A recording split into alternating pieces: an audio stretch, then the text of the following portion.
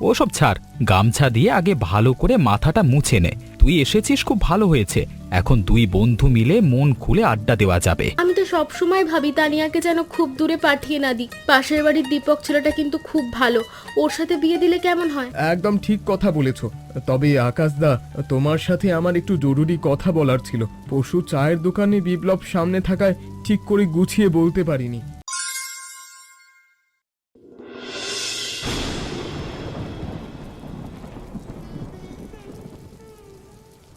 কিরে তানিয়া, এখানে একা একা দাঁড়িয়ে কি করছিস? বাইরে যে ঝমঝমিয়ে বৃষ্টি নামলো। ঘরে চল চল, দুই বোনে মিলে ঘরে বসে ঝালমুড়ি খাই। একটা কথা ভাবছি দিদি। তুই আবার কি ভাবছিস? দিদি, জামাইবাবু যদি এত ভালো না হতো তাহলে কি আজ আমি তোর এই পাকা বাড়ির বারান্দায় দাঁড়িয়ে বৃষ্টি দেখতে পারতাম? অন্য কেউ হলে হয়তো আমাকে নিজের বোন বলে ভাবতোই না। পাগল নাকি? আমাদের বাড়িতে তুই থাকবি না তো কোথায় থাকবি? মা বাবা চলে যাওয়ার পর আমরাই তো তোর সব, আর তুই আমাদের একমাত্র আপনজন। তা তো বটেই, কিন্তু জামাইবাবু যেভাবে নিজের বোনের মতো আমার আবদারগুলো সহ্য করে তাই বলছিলাম। এই যেমন আজ সকালে জামাইবাবুকে বলেছিলাম সিঙ্গারা নিয়ে আসতে, জামাইবাবু ঠিক আমার জন্য সিঙ্গারা নিয়ে এসেছিল। ছোটখাটো কত আবদার করি সবই তো শোনে। তোর প্রতি দায়িত্ব পালন করা যেত জামাইবাবুর দায়িত্ব। শোন, বাইরে এরকম মেঘলা আকাশ আর অবিশ্রান্ত বর্ষা দেখে আমার খালি ঝালমুড়ি খেতে ইচ্ছে করছে। তবে খিচুড়ি হলে আরো ভালো হতো। তবে আজকে খিচুড়ি হবে না, আবার যেদিন বৃষ্টি হবে সেদিন দুই বোনে মিলে খিচুড়ি করব। তাহলে আর দেরি কেন দিদি ভাই, চল ঘরে আয়। আমার কেমন জিভে জল আসছে। তবে ঝালমুড়ি কিন্তু খাঁটি সরিষার তেল দিয়ে মাখবি। সে তো বটে, তবে মাখাবি কিন্তু তুই। তোর হাতের মাখা ঝালমুড়ি খেতে বেশ ভালো হয়। আমি আবার তোর মতো ঝালমুড়ি মাখতে পারি না। তুই শুধু হুকুম করিস দিদি। তোকে হুকুম করবো না তো কাকে করব? যতদিন বিয়ে না হয় ততদিন আমার হুকুম একটু শোন। বিয়ের পর তো আর শুনতে হবে না। দিদি ভালো হবে না বলে দিলুম।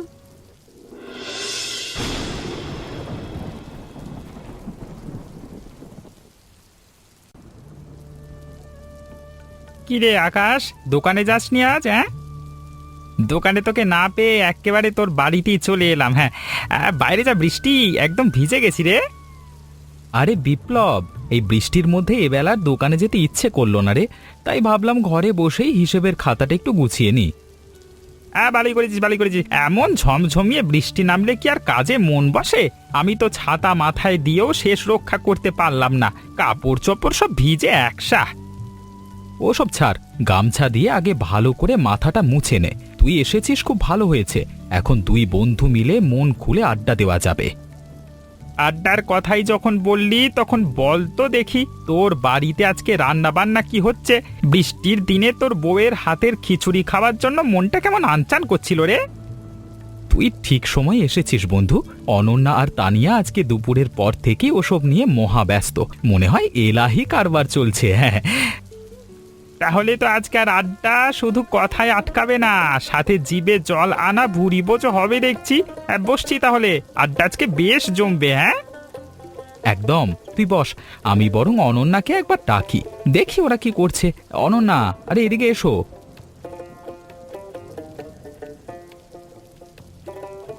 এই নাও তোমাদের জন্য মুড়ি মাখা, এই বৃষ্টির মধ্যে খেতে ভালো লাগবে। মুড়ি মাখা? আমি তো ভাবলাম তোমরা খিচুড়ি রান্না করছো। খিচুড়ি অন্য একদিন রান্না হবে, আজ ঝালমুড়ি খেয়ে খুশি থাকো। আর কি করা বন্ধু, আর মুড়ি খেয়েই খিচুড়ির স্বাদ মেটাতে হবে।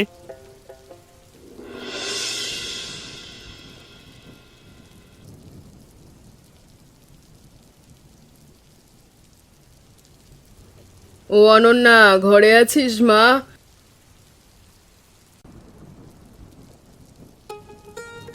সকাল থেকে এমন এক নাগাড়ে বৃষ্টি হয়েছে যে তোর কাকা আজ বাজারে পর্যন্ত যেতে পারলো না। এদিকে ঘরে রান্না করার মতো কিচ্ছু নেই। আরে কাকিমা, তুমি ঝড় বৃষ্টির মধ্যে ছাতা মাথায় কষ্ট করে এলে কেন? তা রান্নাঘরে কি লাগবে বলো, চাল ডাল কি দরকার নিয়ে যাও, ওসব নিয়ে চিন্তা করো না। তুই আমাকে শুধু আজকে রান্নার মতো একটু চাল আর ডাল মেপে দে তো মা। তোর কাকা কাল বাজার থেকে নিয়ে আসলে আমি আবার সব ফেরত দিয়ে যাব। তুমি তো আচ্ছা মানুষ কাকিমা, প্রতিবেশী হয়ে এইটুকু বিপদে পাশে দাঁড়াবো না? তুমি চাল ডাল নিয়ে গিয়ে নিশ্চিন্তে রান্না করো, এগুলো আমাকে ফেরত দিতে হবে না। তা বললে কি হয় মা, সংসারে কত কি লাগে। তুই এটিটা মেপে দে, আর তোর কাকার তো জানিসই বাজার গেলে আগে চাল ডাল কিনে আনবে। ওসব কথা ছাড়ো তো কাকিমা, পরশু যখন তুমি গাছ থেকে পেরে এক ঝুড়ি টাটকা পেঁপে নিয়ে গেলে তখন তো আমি ফেরত দেওয়ার কথা ভাবিনি, এটাও তেমনই। তোর মনটা সত্যি খুব বড় রে অনন্যা, এই দুর্যোগে তুই সাহায্য না করলে আজ বুড়ো বুড়িকে হয়তো উপোস করেই কাটাতে হতো। উপরওয়ালা তোর মঙ্গল করুক। নিজের মনে করে এসেছো, এটাই আমার আনন্দ। তুমি বরং সাবধানে হেঁটে বাড়ি যাও, চারিদিকে রাস্তা বড্ড পিচ্ছিল হয়ে গেছে।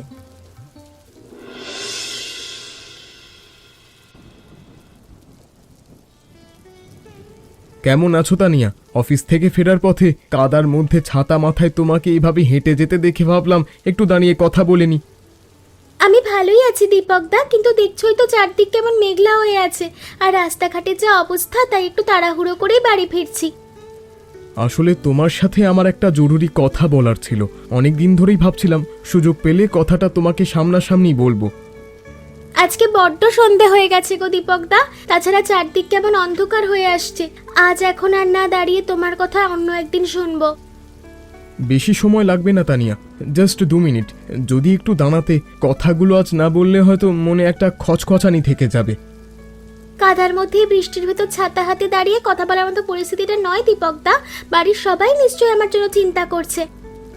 তুমি ঠিকই বলেছ, গ্রামের এই কাদা রাস্তায় দাঁড়িয়ে গল্প করাটা ঠিক হবে না।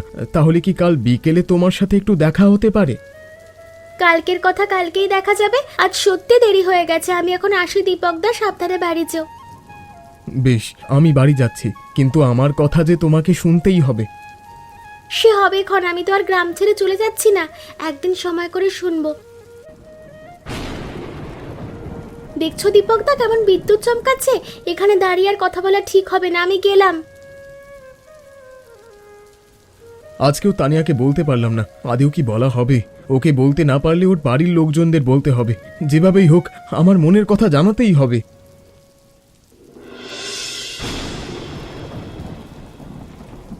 ওগো শুনছো, তোমার সাথে কিছু কথা বলবার ছিল। ভনিতা না করে কি বলবে বলো তো? তানিয়ার বয়স তো হচ্ছে, এখন একটা ভালো ছেলে দেখে ওর বিয়েটা দিতে হবে। তো বড় জামাইবাবু হিসেবে ওর প্রতি তো আমার একটা দায়িত্ব আছে। আমি তো সব সময় ভাবি তানিয়াকে যেন খুব দূরে পাঠিয়ে না দিই। পাশের বাড়ির দীপক ছেলেটা কিন্তু খুব ভালো, ওর সাথে বিয়ে দিলে কেমন হয়? দীপক তো শহরে চাকুরিজীবী ছেলে, তাছাড়া ও তো দেখতে শুনতেও বেশ ভালো।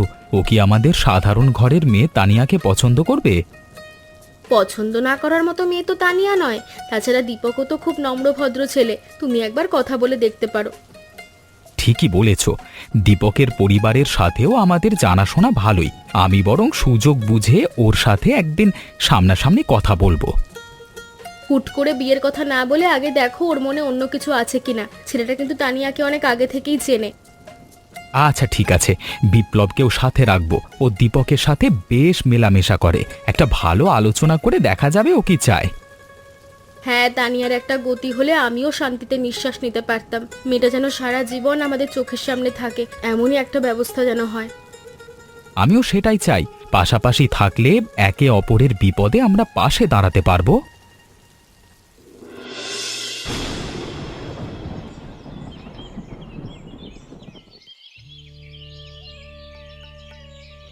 আরে আকাশদা, কতদিন পর দেখা হলো বলো তো। কেমন আছো তুমি? তোমার মুদি দোকানের ব্যবসা এখন কেমন চলছে? এই তো চলছে রে দীপক, তবে এই অঝোরে বৃষ্টির দিনে গ্রামে বেচাকেনা একটু কম হয়। মানুষজন খুব একটা ঘর থেকে বের হচ্ছে না। তা দীপক, শহরে ভালো চাকরি করছিস, বিয়ের বয়সও তো পেরিয়ে যাচ্ছে, এবার তো একটা ঘর সংসার পাতা দরকার নাকি? ভাবছি তো বটেই বিপ্লবদা, তবে পছন্দ মতো মনের মানুষ না পেলে হুট করে তো আর বিয়ের পিঁড়িতে বসা যায় না। কেন, আমাদের গ্রামে কি ভালো মেয়ের অভাব আছে? তোর মতো শিক্ষিত আর ভদ্র ছেলের জন্য কিন্তু সবাই মেয়ে দিতে চাইবে। আকাশ ঠিকই বলেছে, ঘরোয়া শান্ত কোনো মেয়ে তোর জন্য একদম মানানসই হবে। তুই শুধু একবার মত দিলেই আমরা দেখাশোনা শুরু করব। আসলে অনেকেই তো অনেক মেয়ের কথা বলে, কিন্তু অদ্ভুত ব্যাপার হলো কেউ আমার পছন্দ মতো কোনো মেয়ের কথা একবারও বলে না।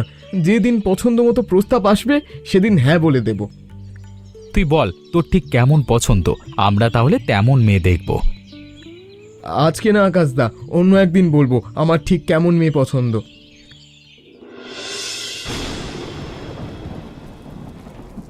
ও অনন্যা, 1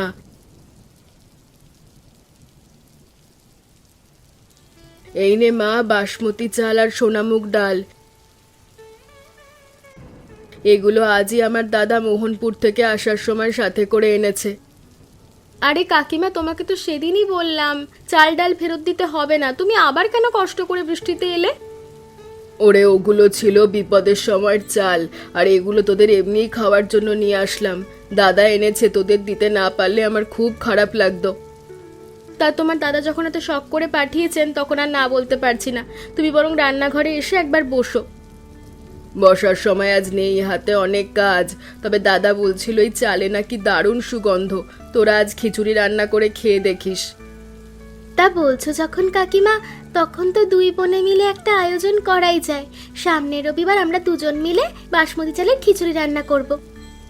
হ্যাঁ, রবিবার দিন আকাশেরও ছুটি থাকে, বিপ্লব দাকেও বলা যাবে, সবাই মিলে একসাথে খাওয়া হবে। একদম ঠিক, ওই দিন যেন বৃষ্টিটা হয়, তবেই তো খিচুড়ি রান্নার আসল আমেজটা পাওয়া যাবে, তাই না কাকিমা? একদম তাই। আমি বরং আসি, তোরা রবিবারের জোগাড় করিস। ওই দিন আমি একবার এসে দেখে যাব তোদের দুই বোনের হাতের জাদু। ঠিক আছে কাকি।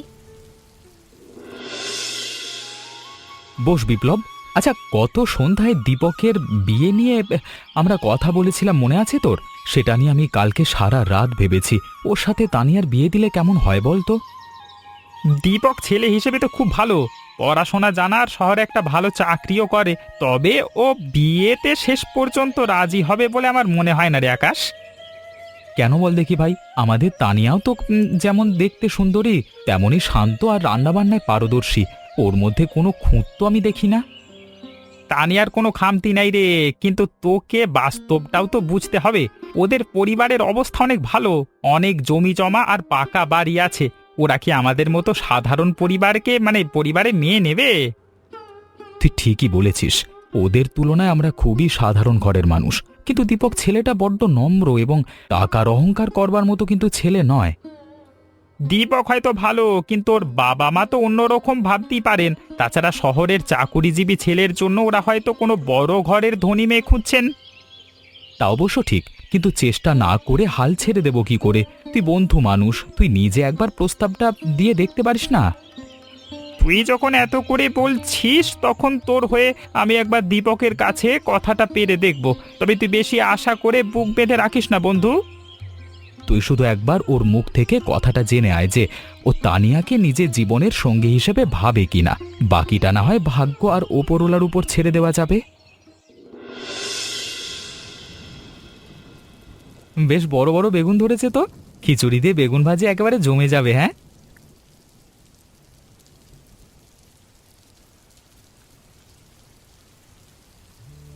ও আকাশদা, এই মেঘলা ধারে বৃষ্টির মধ্যে ছাতা মাথায় দিয়ে কাদা ঠেলে বেগুন খেতে কি করছো? এতগুলো বেগুন একেবারে তুললে যে, বাড়িতে কি বিশেষ কোনো মেহমান আসবে আজ? আরে দীপক যে, মেঘ দেখে তো মনে হচ্ছে আজকে সারা দিন বৃষ্টি থামবে না, তাই ভাবলাম টাটকা বেগুন কটা তুলে নি। বৃষ্টির দিনে গরম খিচুড়ির সাথে বেগুন ভাজা না হলে কি আর চলে? একদম ঠিক কথা বলেছো। তবে আকাশদা, তোমার সাথে আমার একটু জরুরি কথা বলার ছিল। পশু চায়ের দোকানে বিপ্লব সামনে থাকায় ঠিক করে গুছিয়ে বলতে পারিনি। আরে তোর কপালে তো আজকে দারুণ ভোজ আছে দেখছি। আজকে রোববার বলে আমাদের বাড়িতে দুই বোন মিলে এলাহি খিচুড়ির আয়োজন করেছে।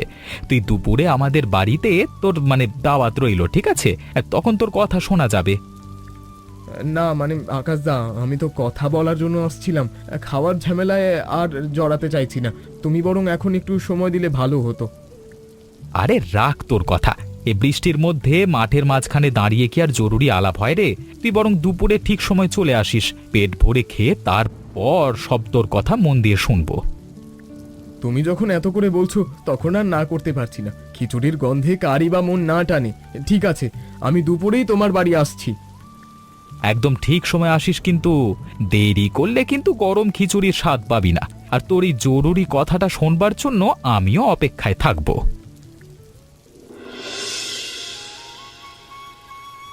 কিরে তানিয়া, ইলিশ মাছগুলো ধুয়ে নুন হলুদ মাখানো হলো? এদিকে কিন্তু হাঁড়িতে ডাল আর বাসমতি চালের দারুণ একটা সুগন্ধ বেরোতে শুরু করেছে। হ্যাঁ দিদি, সব রেডি। মাছগুলোতে মশলা মাখিয়ে রেখেছি আর বেগুনগুলো সুন্দর করে চাকচাক করে কেটে হলুদ মাখানো শেষ। আজ কিন্তু রান্নাটা একটু বেশি যত্ন করে করতে হবে। তোর জামাইবাবু বাজার থেকে দামি ঘি আর গরম মশলা নিয়ে এসেছে, সাথে টাটকা কচি বেগুন। তুমি এত চিন্তা কেন করছো দিদি? তোমার হাতের খিচুড়ি তো এমনিতেই অমৃত, তার উপর আজ বাসমতি চাল, দেখবে সবাই আঙুল চেটে পুটে খাবে। তা তো বটেই। তবে আচ্ছা তানিয়া, একটা কথা বলতো, আমাদের পাশের বাড়ির ওই দীপক ছেলেটাকে তোর কেমন লাগে? তুমি হঠাৎ মেজো কাকিমার মতো রহস্য করে দীপকদের কথা কেন জানতে চাইছো দিদি? রান্নার মাঝখানে এমন প্রশ্নের মানে কি? না, এমনি জিজ্ঞাসা করছি। ছেলেটা তো বেশ ভালো, শহরে ভালো চাকরি করে, আর স্বভাবেও তো বেশ শান্ত আর ভদ্র বলেই মনে হয়। তা তো ঠিকই, মানুষ হিসেবে ও খুবই ভালো, বেশ মিশুকে আর বড়দেরকে শ্রদ্ধা করে। তোর মুখে এই কথাটা শুনে মনটা একটু হালকা হলো রে তানিয়া। আজ কিন্তু দীপক দুপুরে আমাদের এখানে খেতে আসবে। তুই বরং খাবারের জায়গাটা ভালো করে গুছিয়ে রাখ, আমি এদিকটা সামলাচ্ছি।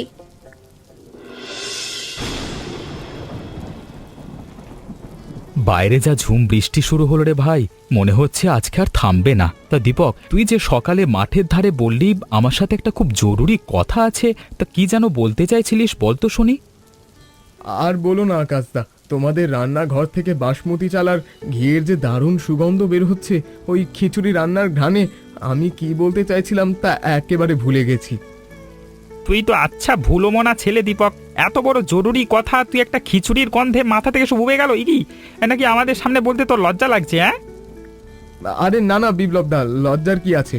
আসলে কথাটি অত্যন্ত গুরুত্বপূর্ণ, তাই ভাবছিলাম তাড়াহুড়ো না করে দুপুরে একেবারে শান্তিভাবে খাবার খেতে বসেই সব কথা গুছিয়ে বলবো। তা মন্দ বলিসনি, পেটে খিদে নিয়ে কোনো জরুরি বিষয়ে আলোচনা জমবে না। তুই যখন খাবার সময় বলবি ঠিক করেছিস, তাহলে তাই শুনবো। তোর কথা তো না হয় খাওয়ার সময়ই শোনা যাবে রে, তবে তোকে একটা কথা জানিয়ে রাখি দীপক, আজকে আমরা দুই বন্ধু মিলেও তোকে একটা বিশেষ কথা বলতে চাই। তোমরা দুজনে মিলে আমাকে কি কথা বলবে বিপ্লবদা?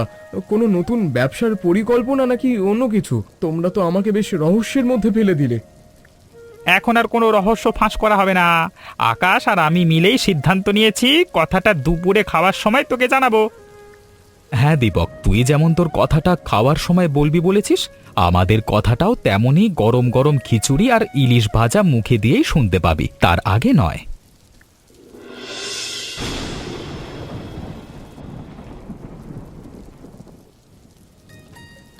উফ, অনন্যা দিদি, বাসমতি চালের এই ভুনা খিচুড়ি আর ইলিশ মাছ ভাজা টাজা রেঁধেছো না, একেবারে অমৃত হয়েছে। তা বিপ্লবদা, তোমরা দুজনে মিলে আমাকে কি যেন একটা বিশেষ কথা বলতে চাচ্ছিলে, এবার বলো। আগে নিজের পাতটা খালি কর দীপক, খাওয়াটা একটু এগোনো দরকার। আর তাছাড়া নিয়ম হলো আগে ছোটদের কথা শোনা। তাই তোর মনে কি আছে আগে শুনি, তারপর আমরা আমাদের কপালটা মানে আমাদের কথাটা বলবো। আচ্ছা ঠিক আছে, তাহলে আমি আগে মনের কথাটা খুলে বলি। আকাশদা, অনন্যা দিদি, তোমরা যদি সবাই রাজি থাকো আর তানিয়ার যদি কোনো আপত্তি না থাকে, তবে আমি তানিয়াকে নিজের জীবনের সঙ্গী হিসেবে পেতে চাই, মানে আমি ওকে বিয়ে করতে চাই।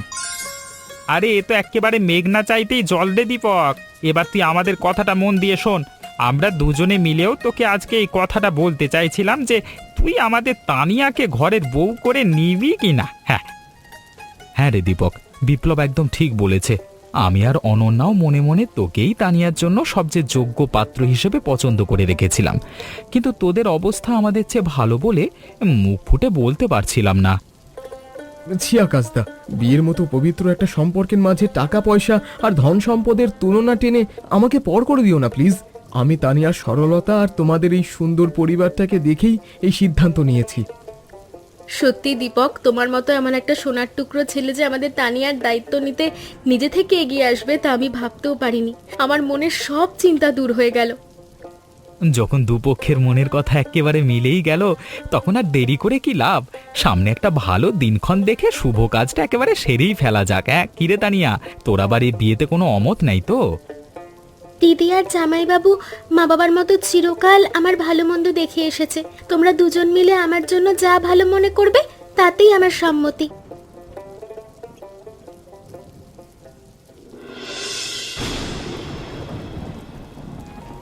দীপকদা, একটু দাঁড়াও। এই ঝুম বৃষ্টির মধ্যে এভাবে হনহনিয়ে চলে যাচ্ছ কেন? পিছন থেকে ডাকছি তাও শুনতে পাচ্ছ না? আরে তানিয়া, তুমি এই কাদার মধ্যে ছাতা মাথা দিয়ে পেছন থেকে ডাকলে যে বড়, কোনো দরকারি কথা বলতে ভুলে গেছি নাকি আমি? না মানে জামাইবাবু আর দিদির সামনে তো লজ্জায় তখন কিছু বলতে পারিনি, তাই ভাবলাম তোমাকে একটা কথা সামনাসামনি জিজ্ঞাসা করি। হ্যাঁ বলো না তানিয়া, কি জানতে চাও তুমি? খাওয়ার সময় তো বেশ শান্ত হয়ে বসেছিলে, এখন দেখছি মনে অনেক প্রশ্ন জমা হয়েছে। তুমি কি সত্যি সব দিক থেকে ভালো করে ভেবেচিন্তে আমাদের বাড়ির বিয়ের এই সিদ্ধান্তটা নিয়েছো, নাকি হঠাৎ আবেগের বসে সবার সামনে কথাটা বলে ফেললে? হ্যাঁ তানিয়া, আমি একেবারে ঠান্ডা মাথায় সব দিক খুব ভালো করে ভেবেচিন্তেই এই জীবনের সবচেয়ে বড় সিদ্ধান্তটা নিয়েছি। কিন্তু তোমাদের পরিবারের অবস্থা তো আমাদের চেয়ে কত ভালো। তোমার বাবা মা কি আমাদের মতো একটা সাধারণ ঘরের মেয়েকে নিজের বাড়ির বউ হিসেবে মেনে নেবেন? ওসব নিয়ে তুমি একদম চিন্তা করো না তানিয়া, আমার বাবা মাও তোমার মতোই সাধারণ আর গুণী একটা মেয়ে খুঁজছিলেন, তারা তোমার কথা শুনলে সবচেয়ে বেশি খুশি হবেন। তোমার মুখে আশ্বাসটুকু পেয়ে আমার মনের সব ভয় কেটে গেল দীপকদা। আমি সত্যিই খুব ভাগ্যবতী যে তোমার মতো একজন মানুষকে জীবনে পাচ্ছি। ভাগ্যবতী তো আসলে আমি তানিয়া। আর শোনো, আজকের দুই বোনের হাতের ওই ভুনা খিচুড়ি আর ইলিশ মাছ রান্নার স্বাদ কিন্তু সত্যি দারুণ হয়েছিল। সারা জীবন এই হাতের রান্না খাওয়ার অপেক্ষায় রইলাম।